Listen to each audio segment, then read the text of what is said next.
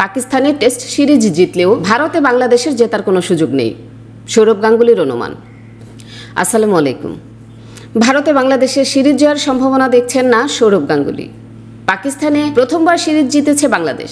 সে আত্মবিশ্বাস নিয়ে 2 টেস্ট ও 3 ম্যাচের টি-20 সিরিজ খেলতে ভারতে যাওয়ার অপেক্ষায় নাজমুল হোসেন শান্তরা। পাকিস্তানের বিপক্ষে পারফরমেন্স পুনরাবৃত্তি করে কি রোহিত শর্মাদের বিপক্ষেও সিরিজ জিততে পারবে বাংলাদেশ? সৌরভ গাঙ্গুলি অবশ্য মনে করছেন এমন কিছুই করে দেখাতে পারবে না সফরকারী দল।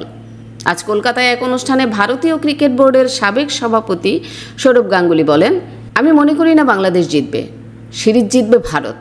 তবে ভারত অবশ্যই বাংলাদেশ থেকে ভালো ও কঠিন লড়াই আশা করবে, কারণ তারা পাকিস্তানে গিয়ে পাকিস্তানের বিপক্ষে সিরিজ জয়ের আত্মবিশ্বাস নিয়ে আসছে। ভারতের বিপক্ষে 13টি টেস্ট খেলে এখনও জয়শূন্য বাংলাদেশ। পাকিস্তান সফরের আগে দলটির বিপক্ষেও 13 টেস্ট খেলে জয়হীন ছিলেন শান্তরা। তবে রাওয়ালপিন্ডিতে সেই খরা কেটেছে।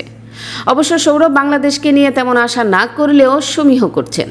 পাকিস্তানে গিয়ে তাদের হারানো কখনো সহজ নয়, সুতরাং অভিনন্দন বাংলাদেশের খেলোয়াড়দের। তবে ভারত খুবই শক্তিশালী প্রতিপক্ষ। ঘরে হোক বা বাইরে ভারতের ব্যাটিং বিভাগ খুবই চমৎকার ও শক্তিশালী। বাংলাদেশের বিপক্ষে সিরিজের প্রথম টেস্টের জন্য গতকাল শক্তিশালী দল ঘোষণা করেছে স্বাগতিক ভারত। 16 দলের দলে ফিরেছেন উইকেট রক্ষক ঋষভ পন্ত। দলের নতুন মুখ পেসার যশ দয়াল। 19 সেপ্টেম্বর চেন্নাইয়ের চিদাম্বর স্টেডিয়ামে শুরু হবে সিরিজের প্রথম টেস্ট। দ্বিতীয় টেস্ট শুরু হবে 27 সেপ্টেম্বর থেকে কানপুরের গ্রিন পার্ক স্টেডিয়ামে। এরপর 3 আলাদা আলাদা ভেন্যুতে 6, 9 ও 12 অক্টোবর হবে সিরিজের 3 টি-20।